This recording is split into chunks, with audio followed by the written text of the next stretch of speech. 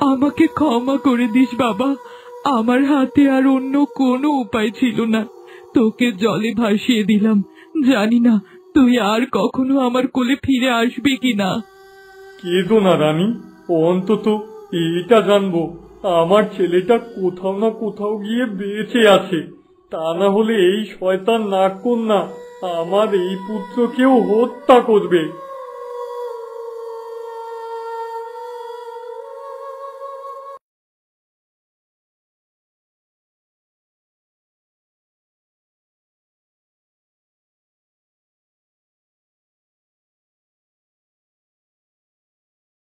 এটা কি ভাসছে? মনে হচ্ছে একটা শিশু। না না, যে করেই হোক এই শিশুটাকে আমার বাঁচাতেই হবে।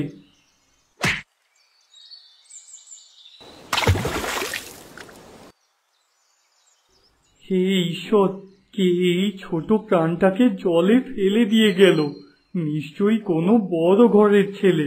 হয়তো কোনো বিপদে পড়েই ওরা নিজেদের সন্তানকে জলে ভাসিয়ে দিয়েছে। আর দেরি নয়, আমি ওকে নিয়ে আমার বাড়িতে যাব।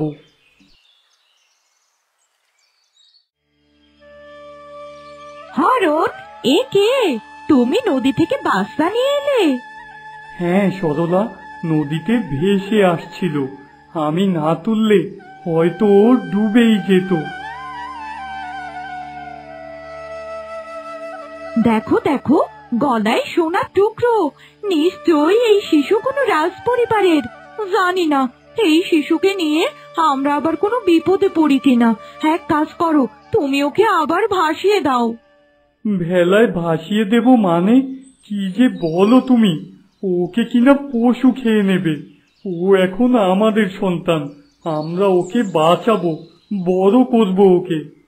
আমি নিজেই তো গর্ভবতী, আর কদিন পর আমাদের নিজেদের সন্তান আসবে। এখন কিনা অন্য একটা বাচ্চাকে আমি এখানে আশ্রয় দেব? বাচ্চা কখনো আপন পদ হয় না, একেবারে দুধের শিশু। ওকে তুমি ভালোবেসে বুকে আগলে রেখো। আচ্ছা ঠিক আছে, ওর নাম কি দেব বলো তো?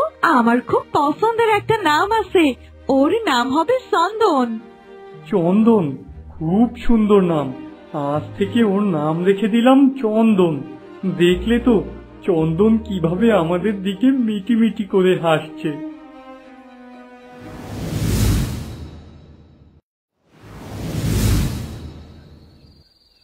আমি ফিরে আসব, আমি আমার প্রতিশোধ নেব।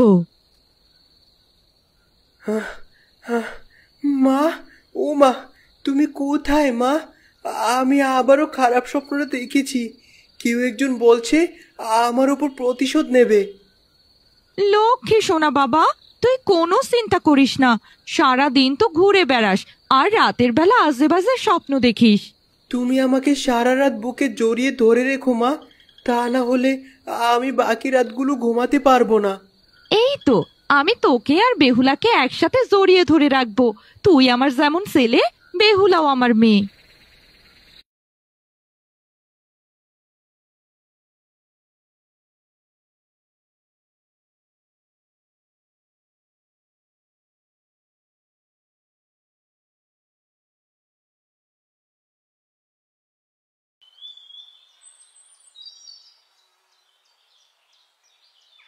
আরে, আমার গলায় থাকা তাবিজ আর এই সোনার টুকরো একই রকম।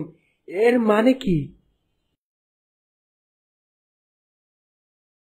চন্দন, এটা তুই মায়ের কাছে নিয়ে যা। মা দেখে খুব ভালোভাবেই বলতে পারবে এটার রহস্য কি। তোকে আর বাদরামি করতে হবে না, বোকা মেয়ে একটা। আমি বোকা হলে তুই নিজেও একটা বাদর ছেলে।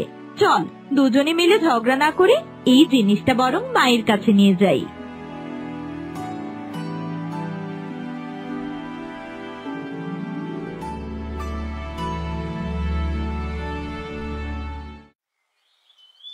মা, এই টুকরোটা নদীতে পেয়েছি, ঠিক আমার তাবিজটার মতো। তাই নাকি? হয়তো এটা তোর জন্মের রহস্যের সঙ্গে জড়িত। তোর তাবিজের টুকরাটা তো আমরাও তোর সাথেই পেয়েছিলাম। বাবা কি বলে জানো মা? বাবা বলে চন্দন নাকি সত্যি সত্যি কোনো রাজার ছেলে, আর আমাদের বাড়িতে এসে আশ্রয় নিয়েছে। তোর বাবা একদম সত্যি কথা বলেছে, ছোটবেলায় নদীর পাড়ে ওকে আমরা কুড়িয়ে পেয়েছিলাম। ও বড় পরিবারের সন্তান, ওর পোশাক আশাক অনেক দামি ছিল। আচ্ছা মা, আমি যদি কোনোদিন আমার বাবা মাকে খুঁজে পাই তাহলে কি তুমি ওদের কাছে আমাকে পাঠিয়ে দেবে? আমি জানি না তখন আমার কি করা উচিত, কিন্তু তোকে বুকে আগলে আমি বড় করেছি। নিজের মেয়ে বেহুলা আর তোর মধ্যে আমি কোনো দিন পার্থক্য করিনি। তুমি ওকে বড্ড ভালোবাসো মা, এটা আমার একদমই সহ্য হয় না। তুমি চন্দনকে একদম ভালোবাসবে না। তোকে কতবার বলেছি চন্দনকে তুই দাদা বলে ডাকবি। আহ, এমন বাদর ছেলেকে দাদা বলতে আমার বইই গেছে। এবার ঝগড়া বাদ দিয়ে ঘরে যা, সারা দিন অনেক ঘুরে বেরিয়েছিস, এবার বিশ্রাম নে।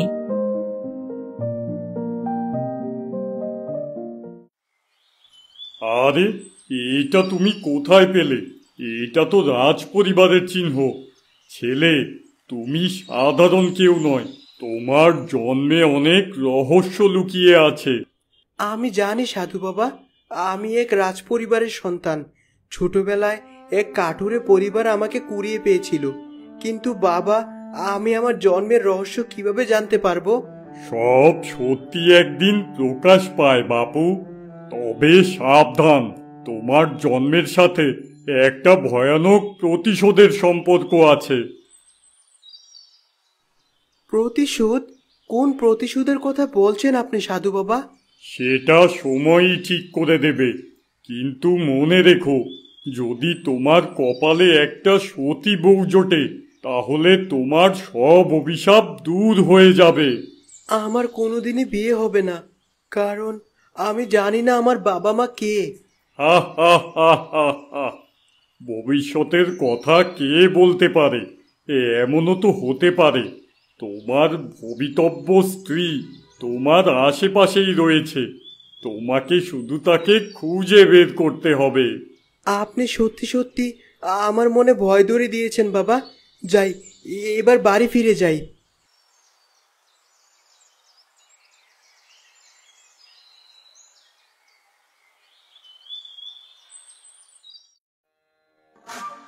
রাজা ভেবেছিল শিশুটাকে নদীতে ভাসিয়ে দিলে আমি খুঁজে পাবো না।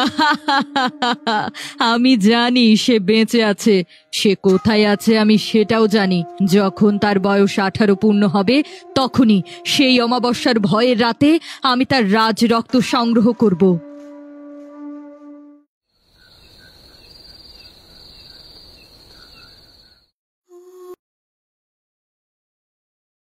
সেখানে যেন কেউ আমার অপেক্ষায় আছে।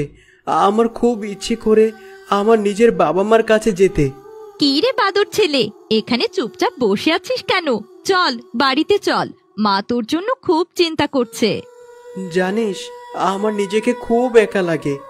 মনে হয় এই পৃথিবীতে সত্যিকারের বলতে আমার কেউই নেই। কেন? আমি তো আছি, আমি সব সময় তোর পাশে থাকবো। কি রে, লজ্জায় তোর মুখ একেবারে লাল হয়ে গেছে। তুই সত্যি সত্যি কি কিছু বুঝতে পারিস না আমি তোকে কেন দাদা বলে কখনো ডাকিনি? কেন রে? আমি তোকে ভালোবাসি চন্দন, এজন্যই তোকে কোনো দিন নিজের দাদার মতো দেখিনি। তুই রাজকুমার, এই সম্পর্ক কখনোই সম্ভব নয়, কিন্তু আমার ভালোবাসায় কোনো খাদ নেই। আমি তোকে খুব ভালোবাসি, কিন্তু কখনো আমার ভালোবাসার কথা প্রকাশ করতে পারিনি। যদি সত্যি সত্যি আমার জন্ম পরিচয় কোনোদিন পাওয়া যায়, আমি তোকে আমার রাজ্যের রানী বানাবো।